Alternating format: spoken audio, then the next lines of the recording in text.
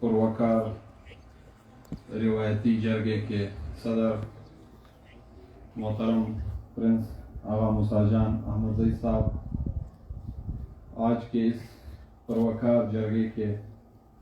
مہمان خاص نواب محمد ایاز خان جوگی زئی صاحب، اور آج کے اس پروکار جرگے کے میزبان نواب زادہ حاجی لشکری خان رسانی صاحب، اور اس جرگے میں تشریف فرما بلوچ پشتون وطن کے انتہائی قابل قدر قداور گھرانوں اور قبیلوں کے نواب صاحبان، خوانین، ملک و سردار صاحبان، علماء کرام، آپ سب کی اجازت سے یقیناً انتہائی خوشی کی بات ہے کہ آج ہم اس صوبے کے دکھ درد کو ایک ساتھ بیٹھ کے بیان کر رہے ہیں، اس کے حل پہ تجاویز سامنے لا رہے ہیں۔ دیر آیت درست آیت، یقیناً ملک عبدالولی کاکڑ صاحب نے جو انتہائی مختصر الفاظ میں آج کے اس جرگے کی اہمیت اور آج سے کم و بیش 70 سال یا بلکہ تقسیم ہند سے پہلے جس تحریک کا حوالہ دیا یا جس تحریک کی بنیاد رکھی گئی تھی، میرے خیال میں اس وقت کے اس اکابرین کے وہ مقاصد اور آج 70 سال کے بعد کہ ہم ایک ایک اپنے ہی گھر اور گاؤں میں ظلم اور جبر کی شکار ہو کے اس بات پہ مجبور ہو گئے کہ بیٹھتے ہیں، اکٹھے بیٹھتے ہیں اور کوئی ایسا لائے عمل طے کرتے ہیں کہ جس میں ہمارا ساحل بھی محفوظ ہو، ہمارے وسائل بھی محفوظ ہو، اور سب سے بڑھ کر ہماری عزتیں بھی محفوظ ہو۔ یقیناً میں یہ بات یقین سے کہہ سکتا ہوں کہ اگر ہم آج سے کم و بیش 70 سال پہلے نیب کی شکل میں اکٹھے چلتے آ رہے ہوتے تو شاید مار تو ہمیں ویسے بھی پڑنی تھی، مار اس وقت بھی ہمارے اکابرین کو پڑی تھی، لیکن شاید اس کا درد اتنا شدت سے محسوس نہ کیا جاتا ہوتا جس شدت سے آج ہم محسوس کر رہے ہیں۔ اور جس نیب کی ملک صاحب نے بات کی یا جس یکجہتی اور اتفاق کی ہم سب اس وقت رو رہے ہیں، میں کہتا ہوں کہ اس وقت بھی اس دھرتی کے جو اصل وارثین تھے، جو اصل خوانین تھے، جو اصل نواب تھے، جو پشت در پشت گدی نشین تھے، وہ لوگ ہی شامل تھے۔ اس وقت بھی یہی کوششیں ہو رہی تھی، اس وقت بھی اس کو توڑنے کے مختلف حربے استعمال ہو رہے تھے، لیکن بدبختانہ آج اگر ہم دیکھ لیں، اگر میں ابھی نواب صاحب سے کہوں، نواب ایاز خان جوگی زئی صاحب سے کہ آپ دل پہ ہاتھ رکھ کے ہمیں حال سنا دیں، تو شاید اندر سے انتہائی تتر بتر ہوگا۔ اگر میں یہی بات لشکری رسانی صاحب سے کہوں کہ آپ جا کے نواب اسلم صاحب سے پوچھیں کہ آپ آج سے 40 سال پہلے کیا تھے اور آج کیا محسوس کر رہے ہو، کچھ فیملیز تو ہماری تباہ و برباد کر دی گئی۔ میں ابھی آپ نواب اکبر خان بگٹی کی فیملی پہ کس کو بلائیں گے؟ آپ جا کے نواب خیر بخش مری کا ذکر اگر ہم کر لیں تو ان غرض یہ کہ پھر بھی جس طرح ہمارے کبیر احمد شاہی صاحب نے بات کہی، پھر بھی حالات اور وقت ہمارے ہاتھ میں ہے۔ یقیناً ہمیں اس بات پہ سوچنا چاہیے، دشمن وار کرتا رہے گا، دشمن ہمیں بانٹتا رہے گا، دشمن کی چال تقسیم در تقسیم ہمارے درمیان ہوتی رہے گی، لیکن ہمیں استعمال نہیں ہونا چاہیے۔ یقیناً ان کی اپنی کوشش ہوگی، لیکن جب ہم ان کے ساتھ شامل ہو جاتے ہیں، میں چمن سے چمن کے انتہائی قیمتی زمینوں سے متعلق کسی کا علاقہ بن جاؤں کوئی کسی اور سے کسی کا علاقار بن جائے تو تب سے تباہی و بربادی پھر شروع ہو جاتی ہے. جب ہم ریزسٹ کریں گے، ایمانداری کے ساتھ کریں گے، خلوص کے ساتھ کریں گے، یقیناً وہ اپنی تک ودو کرتے رہیں گے، لیکن مزاحمت کے ساتھ ہم اس کا راستہ بھی روکتے رہیں گے. تو یقیناً جس بلوچ پشتون یکجہتی کی آج ضرورت محسوس ہو رہی ہے، شاید تاریخ میں کبھی محسوس ہوئی ہوگی. تو میں ان تمام اکابرین کو، خاص کر میں حاجی لشکری صاحب کو، نواب محمد ایاز خان مغیزی صاحب کو، پرنس آغا موسیٰ جان صاحب کو، ان سب کو دل کی عطا گہرائیوں سے خراج تحسین پیش کرتا ہوں کہ ہمیں ان نکات پہ ہمیشہ بیٹھنا چاہیے، نفرت کے نکات پہ نہیں، تقسیم کے نکات پہ نہیں کہ کہیں پہ خدا نخواستہ کسی قوم کا نقصان ہو، کہیں پہ کسی کا فائدہ ہو. نہیں، ہم ان نکات پہ ضرور بیٹھنا چاہیے جس میں ہم دونوں کا فائدہ بھی مشترکہ ہو، جس سے ہم دونوں کو مشکل اور تکلیف کا اندیشہ بھی موجود ہو. تو ایسے نکات پہ اگر ہم بیٹھیں گے، جرگہ کریں گے، ایک دوسرے کو سنیں گے، تو میرا یقین ہے، بلکہ میرا ایمان ہے کہ ہم آگے بھی بڑھیں گے اور ہم اپنے مقاصد میں کامیاب بھی ہوں گے. یقیناً یہاں پہ 2 ایجنڈے ہمارے سامنے رکھے گئے تھے. یہ بات اگر آپ جتنا بھی مختصر اور ان 2 نکات تک محدود رکھیں گے، سیاست اس میں انوالو ضرور ہوگی. دوسری بات یہ کہ ہم یہاں پہ تشریف فرما جتنے بھی لوگ ہیں، چاہے ہم میں سے نواب ہے، چاہے ہم میں سے سردار ہے، وہ کسی نہ کسی پولیٹیکل پارٹی سے اس کا تعلق ضرور ہے. 99% ہی میں کہہ سکتا ہوں کہ ہم 99% یہاں پہ تشریف فرما لوگ کسی نہ کسی سیاسی سوچ کے، بلکہ سب سے بڑی خوشی تو اس بات کی کہ اکثر اب و بیشتر ہم نیشنلسٹ ذہن کے مالک لوگ ہیں. ہم اس مٹی سے محبت کرنے والے ذہن کے مالک لوگ ہیں. ہم میں سے بہت کم اس سوچ اور ان افکار کے مالک ہوں گے جس کا دھرتی اور دھرتی کی سیاست سے تعلق نہ کم ہو. تو میں یقیناً جس طرح یہاں پہ بات ہوئی، نواب صاحب نے بات کی، محمد خان شوانی صاحب نے، اپنا کبیر احمد شہید صاحب نے، کچھ چیزیں ایسی ہے کہ جس کا ادراک ہمیں اپنے اندر سے بھی کرنا چاہیے. ابھی جس طرح ہم ساحل کی بات کر رہے ہیں، جس طرح ہم جزیروں کی بات کر رہے ہیں کہ وفاق ہمارے جزیروں پہ قابض ہونے جا رہا ہے، یقیناً جس طرح وہ جزیرے ہمارے لیے بحیثیت صبح اہمیت رکھتے ہیں، تو اسی طرح ہمارے جو منرلز ہے، ہمارے جو نیچرل ریسورسز ہے، وہ بھی ہمارے لیے اتنا ہی اہمیت رکھتے ہیں. لیکن یہ تباہی کہاں سے شروع ہوئی؟ دشمن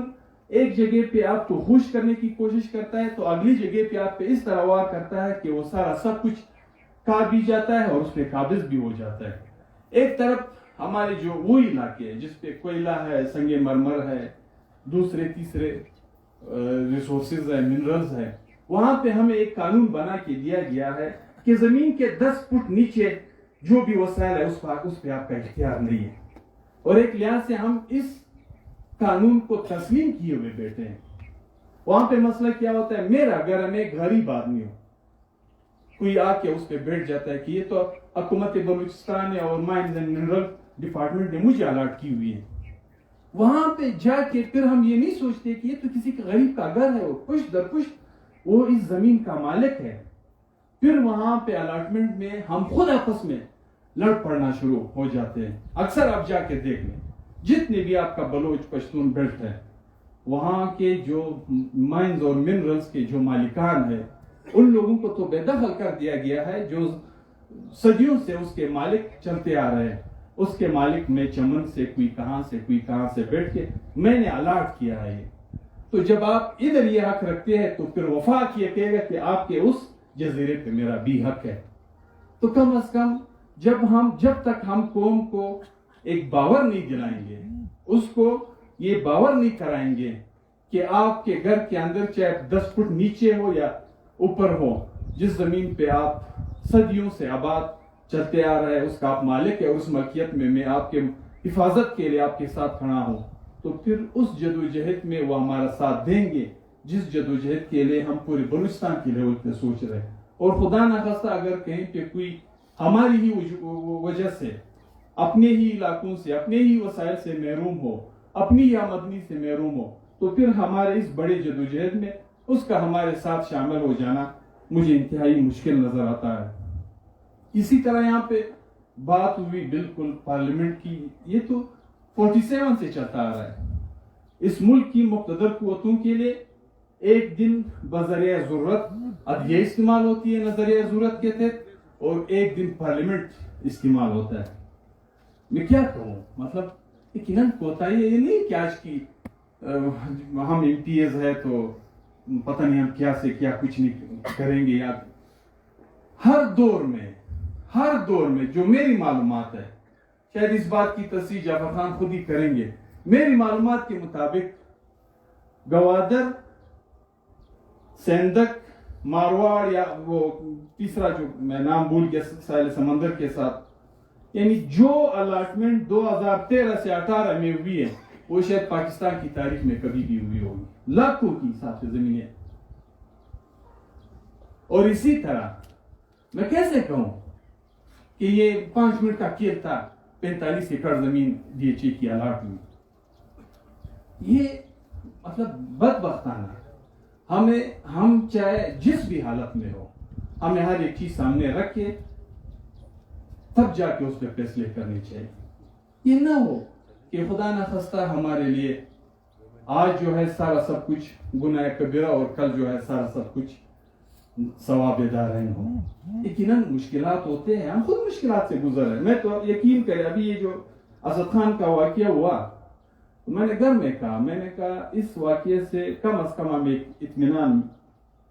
ملنی چاہیے کہ شاید بہت زیادہ نہیں صحیح، شاید ایک حد تک ہم اپنے افکار اور نظریات پہ عمل پیرا ہے کہ ہمیں یہ درد اور تکلیف مل رہا ہے. کیونکہ اگر ہمیں درد اور تکلیف نہ ملے، ہمیں آسائش اور ہر جگہ پہ خوشامد ملے، تو سمجھے کہ ہم خدا نخواستہ ہم جفا کے راستے پہ. جب ہم تکلیف سے گزر رہے تو اس کا مطلب یہ ہے کہ کہیں نہ کہیں پہ ہم پھر بھی کسی کے لیے رکاوٹ ہے، اور اس رکاوٹ کا ہمیں پتہ ہے. میں کہتا ہوں کہ پورے پاکستان پہ تورخم، غلام خان، جتنے بھی ہمارے بارڈرز تھے، سارا سب کچھ حکومت پاکستان نے ریگولرائز کر دیا. نہ وہ ڈیورنٹ کے معاہدے کو مانتے ہیں، نہ وہ ان شکوم کو مانتے ہیں کہ جس کے لیے قبائل کو اعتماد میں لے کے کوئی فیصلے کیے جاتے. واحد چمن بارڈر تھا جس پہ شہادتیں تک ہوئی، 2 ملکوں کی لڑائی اور جھگڑے تک ہوئی، اور اس میں ہمارے دوستوں کا، ہمارے بھائیوں کا، ہمارے سیاست اور فکر کا مین کردار تھا. تو میں نے ان کو کہا کہ آپ اس بات کی کم از کم تسلی کر لیں کہ شاید بہت زیادہ نہیں، کم از کم ایک حد تک ہم اپنے جائز فکر اور اس سوچ کے ساتھ آج بھی کھڑے ہیں جس کا ہم دعویٰ کر رہے ہیں. اور اسی طرح ایک بات مجھے یاد آئی، یہ کبیر احمد شیخ ڈاکٹر مالک بلوچ صاحب سے کبھی پوچھ لے. یہ ارباب ظاہر نے ایک دن ہمیں کہا کہ 89-90 میں ولی خان آئے ہوئے تھے کوئٹہ. تو اس زمانے میں پھر ڈاکٹر مالک صاحب تھے، کچکول ایڈوکیٹ صاحب تھے، اکرم دشتی صاحب تھے، 2-3 اور بھائیوں کے نام انہوں نے، ارباب صاحب نے ہمیں بتائے کہ یہ ولی خان کے پاس آئے تھے. اس وقت بڑے فخر سے، بڑے ناز سے اپنے سائل، اپنے وسائل، منرلز اور مائنز کی ولی خان کے سامنے تشریحات کر رہے تھے. تو کہتے ہیں کہ ولی خان نے ان کو کہا کہ بیٹو، اس میں شک نہیں ہے کہ یہ پشت در پشت آپ کے ملکیت کے وسائل ہیں، لیکن یہ آپ کے نہیں رہیں گے. اور یہاں تک اس نے کہا کہ یہ جو نیب تھا پورے پاکستان کے لیول پہ، اس کے اچھے اثرات پورے پاکستان کے لیول پہ قوموں کو اس سے مستفید ہونا اپنی جگہ صحیح، لیکن سب سے بڑا فائدہ اس کا بلوچستان کے لیے تھا. لیکن میں آپ کو بتا رہا ہوں، میری یہ بات اس نے کہا کہ یہ ان کے الفاظ تھے کہ بیٹو میرے یہ الفاظ لکھ لے کہ 30-40 سال کے بعد پھر میں آپ سے پوچھوں گا کہ گوادر کے وسائل اور بلوچوں کے وسائل آج کس کے ہاتھ میں ہیں. تو وہ نقصانات ہیں، ہم اٹھا رہے ہیں، اور ہم آج بالمشافیہ بلکہ اپنے مشاہدے سے اس کو دیکھ رہے ہیں. اسی طرح یہاں پہ بات ہوئی، بالکل میں ایک بات کہتا ہوں کہ یہ جو سیٹلمنٹ کی بات ہے، میں نواب صاحب سے، میں اجی لشکری صاحب سے ایک ریکویسٹ کرتا ہوں، پرنس آغا موسیٰ جان صاحب سے ایک ریکویسٹ کرتا ہوں. گورنمنٹ اس سیٹلمنٹ میں کام لے گی، توالت دے گی کہ نہیں یہ نہیں ہو سکتا ہے، اس میں یہ مسئلہ ہے، اس میں وہ مسئلہ ہے. چمن میں ایک مثال دے دیتا ہوں. ہمارے اپنے قبیلے کی ایک بہت بڑی زمین 400 سے 500 ایکڑ زمین تھی، اس میں پورے ٹرائب کا ایک جھگڑا چل رہا تھا. اس ٹائم ہمارے والد صاحب حیات تھے. تو اس نے وہاں پہ थर्ड पार्टियां आके कब्जा करने की कोशिश कर रहे थे। बल्कि गवर्नमेंट ने भी यहाँ तक बात की कि ये तो अनसेटल्ड जमीन है, ये हमारे उस काम के लिए हम इस्तेमाल में लाएंगे। तो वाले साहब ने क्या किया, उसने तकसीम करवाया उन लोगों, सबको बुलाया कि ये जमीन है 8 पता नहीं 10-11 उसके वो जो मुख्तलिफ घरानों की जो मालिकान थे उस पे उसको तकसीम करवाया। फिर सब ने उस पे दीवारें तामीर करनी शुरू की। जब दीवारें तामीर करनी शुरू की, अभी हर एक अपने जमीन का एक तरह से मुहाफिज बन बैठा है। इसी तरह अगर इस सेटलमेंट में गवर्नमेंट तवालत से काम लेती है, उसके अपने अज़ाइम है, उसके पीछे किन कोतुन के अज़ाइम है जिसका हम सबको इदराक है, तो कम अज कम कबाइल का एक हकीकी कमेटी जिस जमीन पे जहां पे वो महसूस करते हैं कि ये शावानी कबाइल की जमीन है, या ये यासिनज़ई कबाइल की जमीन है, या ये बाज़ई कबाइल की जमीन है, या ये दुमड़ कबाइल की जमीन है, वहां जाके वहां के हकीकी जो टबरों के बड़े होते हैं, बुजुर्ग होते हैं, उसको बिठा के उसकी तकसीम करवा दें। सेटलमेंट कब होता है, गवर्नमेंट कब निकलता है, तहसीलदार और पटवारी का इनका वो कब एक्टिव होता है कि कम अज कम एक पुरअमन ऐसा तकसीम हो कि फिर हर एक को पता हो कि ये जमीन उसकी है और वो अपनी जमीन का मुहाफिज बन बैठे। अगर इस तरह से हम नहीं करेंगे, मुश्तरका जमीन पे थर्ड पार्टी जिसको आज हम और आप कब्जा करके थे वो आके बैठ जाते हैं, और उसका नुकसान क्या होता है कि वो जो मालिकान होते हैं वो एक दूसरे को देखते रहते हैं। एक समझता है कि वो निकलेगा, दूसरा समझता है कि वो दूसरा निकलेगा, दरमियान में जमीन किसी और के हाथ चढ़ जाती है, जबकि मालिकान रोते रहते हैं। और आखिरी बात, सुप्रीम कोर्ट की जिस तरह यहाँ पे बात हुई, बिल्कुल DHA के हवाले से, DHA के पास बेताशा पैसा है, बहुत कुछ है, वो बहुत कुछ कर सकते हैं, वकला को हायर कर सकते हैं, बड़े से बड़े लायर्स को रख सकते हैं, लेकिन हमें भी खामोश नहीं बैठना चाहिए। जब 45,000 एकड़ जमीन की बात है तो लाजिमन इसमें बहुत सारे लोग शामिल होंगे। तो एक ऐसी इज्तिमाई कमेटी जो अपनी एक पैनल को रख के उनका मुकाबला सुप्रीम कोर्ट के लेवल पे कर ले, यकीनन हाई कोर्ट को हम दाद देते हैं, यकीनन इस कबाइल कमेटी को हम खराज तहसीन पेश करते हैं, लेकिन जो काम जहां तक जा पहुंचा है उसको अंजाम तक पहुंचाने के लिए अभी हमें लायर्स की भी जरूरत पड़ती है, हमें माशी तौर पे भी एक दूसरे के साथ ताउन करना पड़ता है। तो इस सिलसिले में जब भी यूसुफ खान आप हो या मलिक नसीर शाहवानी हो या आपकी जो ये कमेटी है, ये हमारे ऊपर जितना भी हिस्सा रखते हैं, खासकर सुप्रीम कोर्ट के हवाले से, हम तैयार है, चाहे उसमें हमारे ऊपर जो भी हिस्सा आता है। और बल्कि अगर आप लोग मुनासिब समझते हो इस चीज़ का, खुदा न खास्ता किसी के दिल में कोई और सवाल पैदा नहीं होता है, तो मैं आज अभी इसी जगह पे बतौर शुरात 1 लाख रुपए आपकी इस अकाउंट में जमा करने का ऐलान करता हूँ, ताकि आगे आप इसको परसू कर लें। बड़ी मेहरबानी।